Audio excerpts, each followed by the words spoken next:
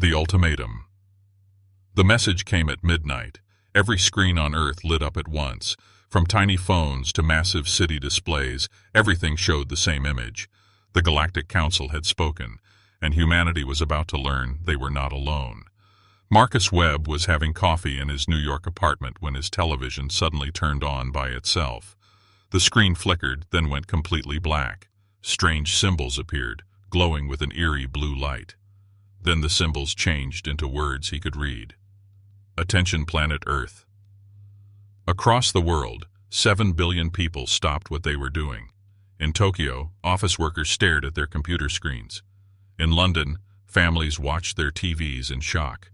In Cairo, people gathered around phones showing the same message. The screen changed again. This time it showed something that made everyone's blood run cold. 12 alien faces appeared on the screen. Each one was different and terrifying. One looked like a giant insect with multiple eyes. Another had gray skin and a long, snake-like neck. A third creature had 4 arms and skin that glowed purple. "We are the Galactic Council," the insect-like alien spoke. Its voice was cold and emotionless. "We control this part of the galaxy. Every planet, every species, every world belongs to us." In the White House, President Johnson rushed to the Situation Room. His advisors were already there, faces pale with fear. "Sir, this is happening everywhere," General Smith reported. "Every device on Earth is showing this message. We can't turn it off." The alien continued speaking. "Your species has been watched for many years. You have grown too strong, too dangerous. This cannot continue." On the screen, images began to flash. They showed other planets, other civilizations, beautiful cities with tall towers and flying cars, advanced technology that humans could only dream of. Then, the images changed. The cities were burning, the towers were falling, bodies lay scattered in the streets. These advanced civilizations were all destroyed. "This is what happens to species who refuse to surrender," another alien said. "This one looked like a wolf walking on 2 legs. We gave them the same choice we give you now." Dr. Sarah Chen was in her laboratory at MIT when the message came. Unlike everyone else, she wasn't afraid. She was excited. She had been waiting for this moment for 50 years. The lead alien spoke again. "You have 7 days to make your choice. Surrender your planet and become our slaves, or face complete destruction like these civilizations before you." The screen showed more destroyed worlds. Entire planets turned to ash, space filled with the wreckage of what used to be homes, schools, and families. "We have 10,000 warships waiting at the edge of your solar system," the insect alien continued. "Each ship carries weapons that can destroy your largest cities in seconds. Your primitive technology cannot stop us." In military bases around the world, generals gathered to discuss the impossible situation. 10,000 ships, Admiral Rodriguez whispered. "We have maybe 200 that could even reach space. And their weapons." "It's hopeless," General Park from South Korea said through the video call. "Look what they did to those other planets. We don't stand a chance." But in her lab, Dr. Chen was smiling. She walked to her computer and began typing. Her old fingers moved quickly across the keyboard. The aliens on screen were still talking. "Do not try to run. Do not try to hide. We can find you anywhere in the galaxy. We have done this 1,000 times before.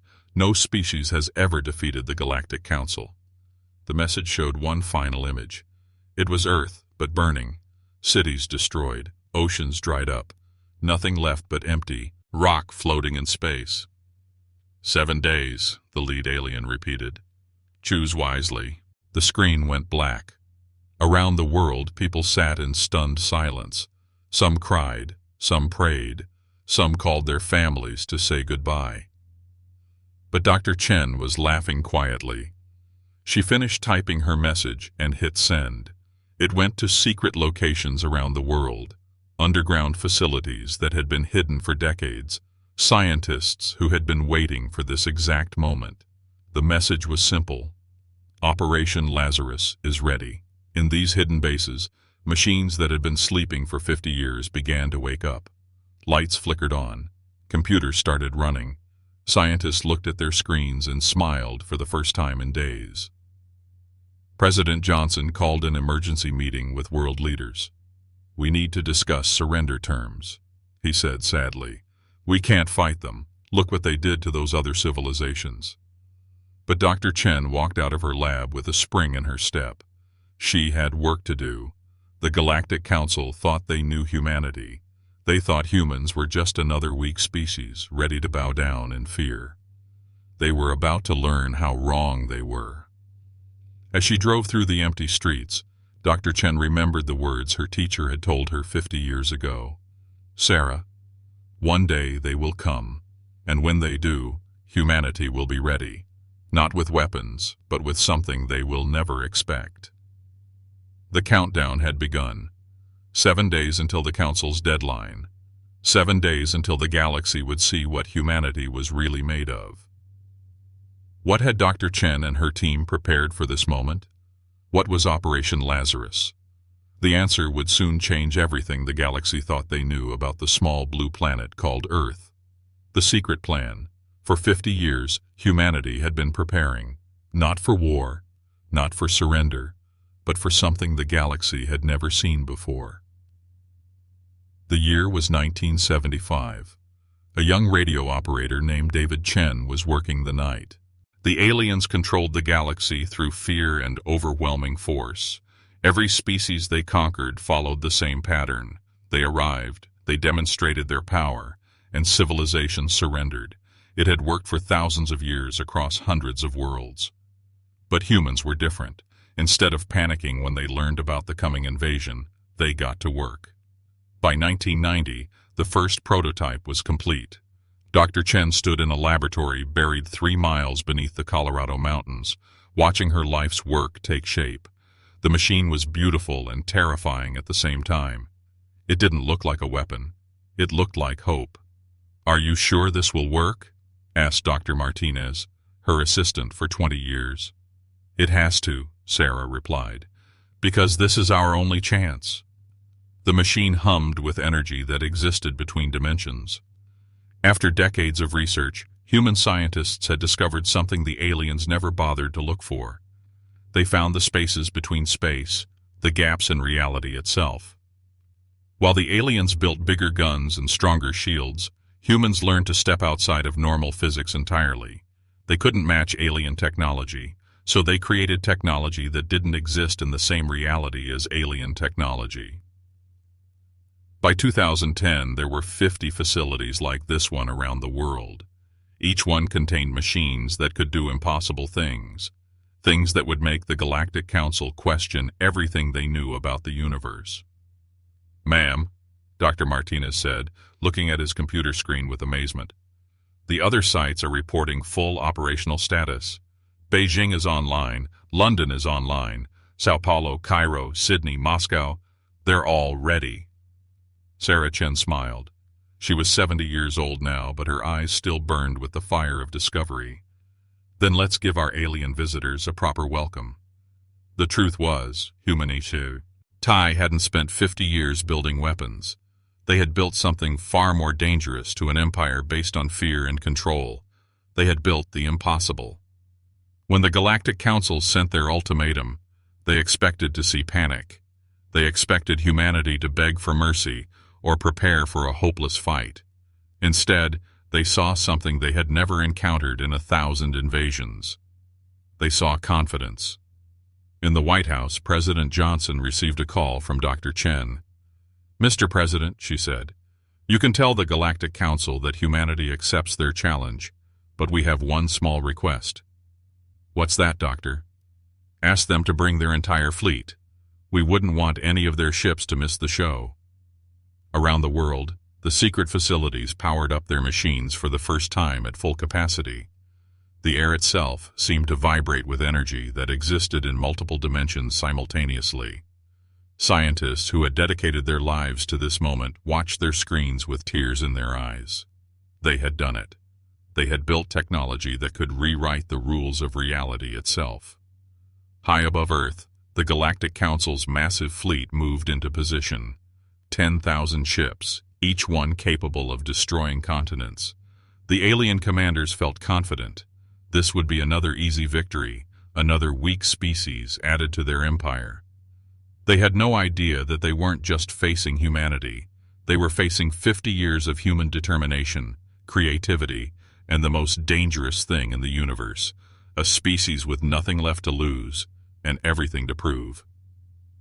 "Sir," the human communication officer said to the alien fleet commander, "we're receiving a transmission from Earth." "Let me hear it," the commander replied with amusement. The human voice was calm and polite. "Welcome to our solar system. Thank you for coming all this way. Please make yourselves comfortable. The show is about to begin." The alien commander laughed. "Show? What show could these primitives possibly—" He never finished the sentence, because at that moment, reality itself began to change. What had humanity built in those hidden facilities? What technology could make aliens question the very nature of existence? The answer would not just save Earth, it would free the galaxy itself. The trap springs. The aliens thought they were hunters. They had no idea they were walking into the greatest trap in galactic history. Commander Zix-9 of the Galactic Council Fleet felt perfect confidence as he gave the order. "All ships, target the human population centers. Destroy New York, London, Tokyo, and Moscow simultaneously. Show them what happens to species who dare to smile at us." 10,000 alien warships turned their weapons toward Earth. Energy cannons that could crack moons charged up with deadly light. Plasma missiles that could burn through a planet's core armed themselves for launch. "Sir," his weapons officer reported, "all systems ready. These humans will be dust in 30 seconds. Commander Zix-9 activated the fleet-wide communication. "Humans of Earth, you had your chance. Now watch your world burn for your arrogance." The attack began. Beams of pure destruction shot down from space. Energy that could vaporize mountains streaked toward the planet's major cities. The aliens expected to see massive explosions, burning cities, and the end of human civilization. Instead, something impossible happened. The beams stopped. Just stopped. 3 miles above Earth's surface, the most powerful weapons in the galaxy simply froze in midair, like they had hit an invisible wall. "What?" Commander Zix-9 stared at his screens in disbelief. "That's not possible. Nothing can stop a quantum plasma beam." On Earth, Dr. Sarah Chen stood in her underground facility, watching displays that showed energy repaired. Meetings the aliens couldn't even dream of. Around her, machines hummed with power that existed in 17 different dimensions simultaneously. "Phase 1 complete," she announced to the global network. "Their weapons are now firing into empty space." Literally. The aliens' weapons weren't being blocked. They were being redirected into parallel dimensions where Earth didn't exist. Every blast, every missile, every planet-killer weapon was passing through reality itself and exploding harmlessly in empty space, billions of miles away. "Sir!" the alien weapons officer screamed. "Our sensors show direct hits on all targets, but there's no damage. The planet is completely untouched." Commander Zix-9 felt something he hadn't experienced in centuries of conquest. Fear. "Impossible. Check all systems. Run diagnostics on every weapon." "All systems are perfect, sir. Our weapons are working correctly. The energy is going somewhere, but not to Earth." In hidden facilities across 7 continents, human scientists watched their impossible machines work exactly as planned. 50 years of research into dimensional physics was paying off in the most spectacular way possible. "Beijing facility reporting," came the voice over the communication system. "All incoming plasma redirected to Dimension 7 Alpha. No damage to our reality." "London facility confirming," another voice added. "Their antimatter missiles just exploded in parallel space. Earth remains completely safe." But Dr. Chen wasn't celebrating yet. Phase 1 was just the beginning. "Attention all facilities," she announced. "Begin Phase 2. It's time to show them what human ingenuity really looks like." Across the galaxy, the Galactic Council had built their empire on a simple principle. overwhelming technological superiority. They had the biggest ships, the most powerful weapons, and the strongest shields. No species had ever matched their technology. Humans hadn't tried to match it. They had made it irrelevant. "Sir," the alien sensor officer called out in panic, "I'm detecting massive energy signatures appearing around our fleet." Commander Zix-9 looked at his tactical display and felt his 3 hearts skip a beat. Ships were appearing out of nowhere, hundreds of them, thousands of them. But these weren't ordinary ships. "By the 7 moons of Crix," he whispered. "What are those things?" The human vessels looked like they were made of crystallized starlight. They phased in and out of visible reality, existing in multiple dimensions at once. They moved in ways that violated every law of physics the aliens knew. "This is Captain Elena Rodriguez of the Earth Defense Force," came a calm human voice over their communication systems. "Thank you for the demonstration of your weapons, very impressive. Now let us show you ours."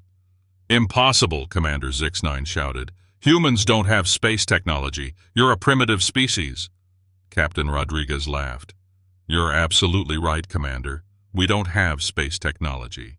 What we have is something your empire never bothered to discover. We have reality technology." The human ships didn't fire energy beams or launch missiles.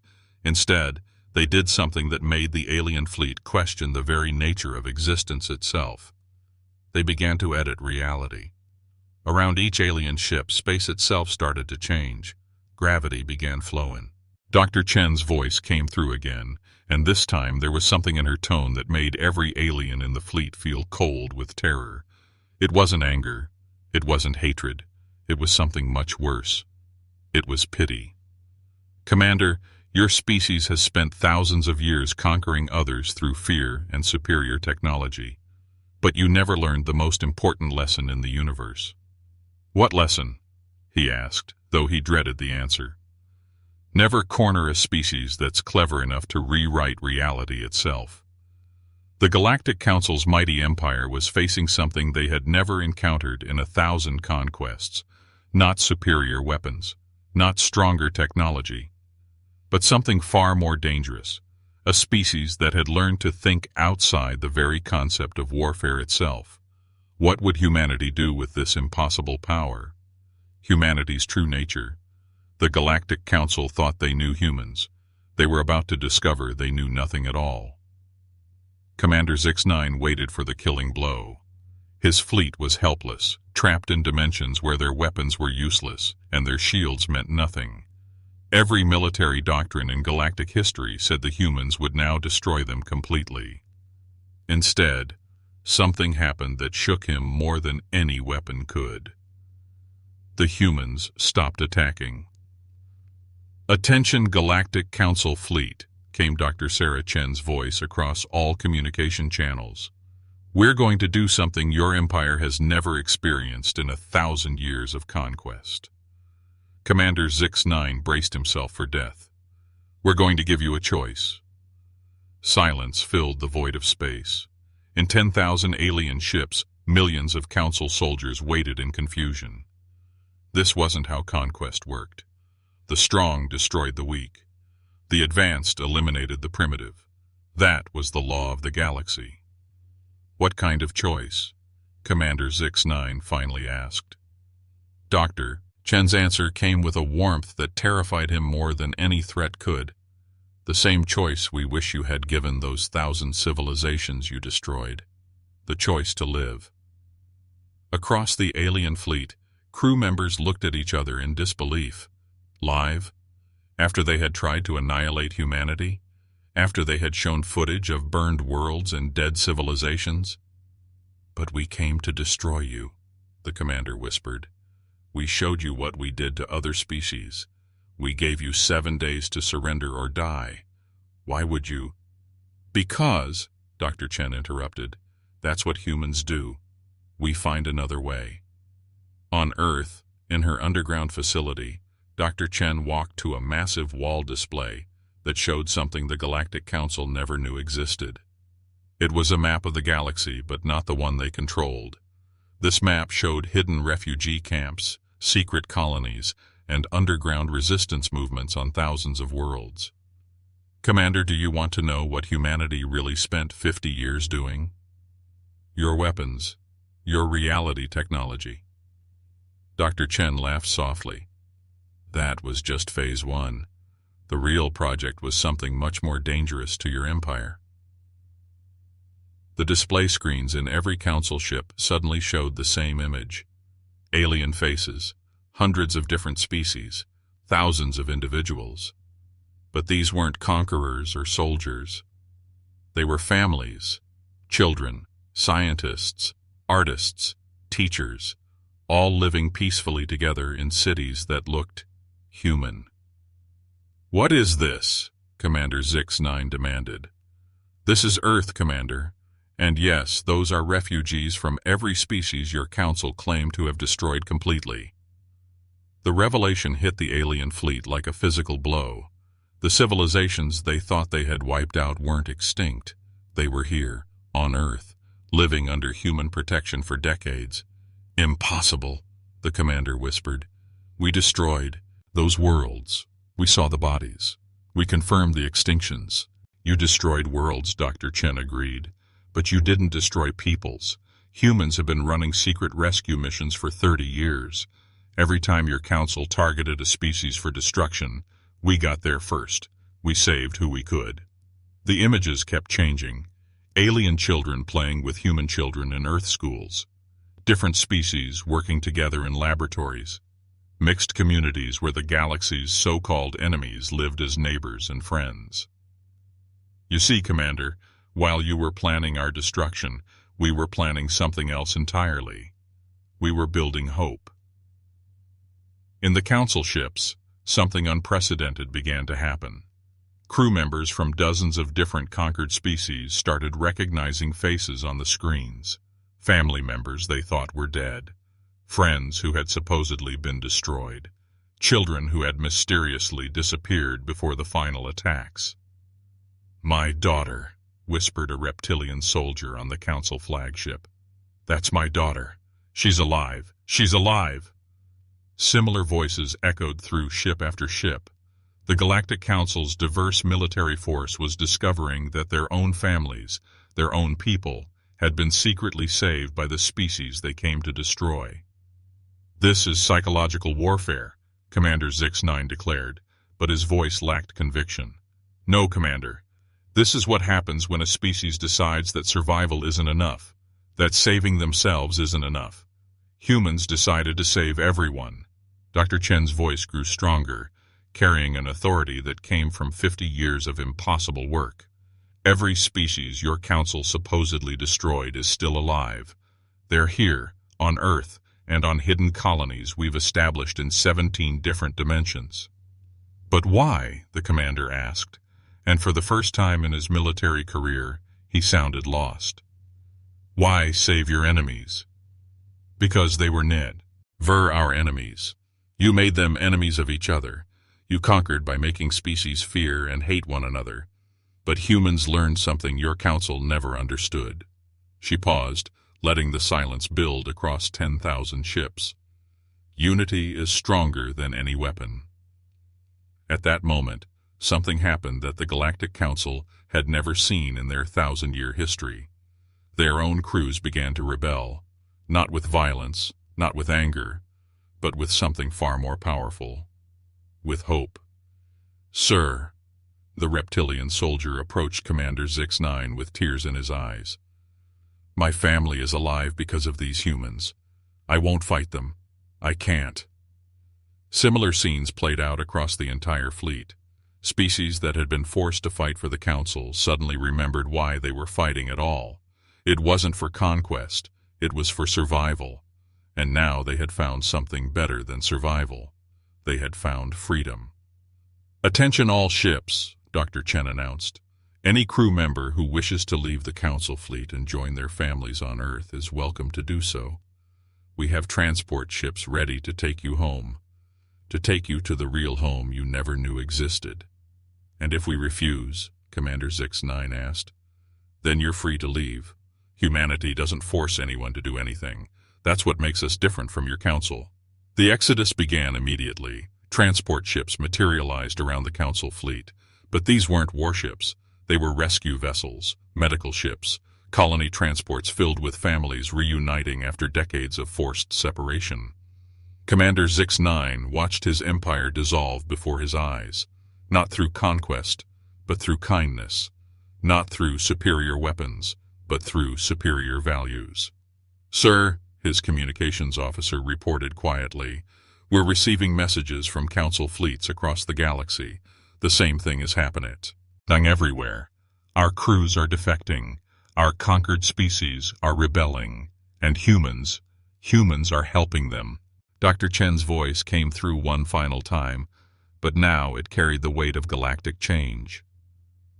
"Commander, for 1,000 years your council ruled through fear. You made species believe they had to choose between conquest or extinction, but humans gave the galaxy a third option." "What option?" "Hope. The choice to live free, to work together, to build something better than an empire built on fear."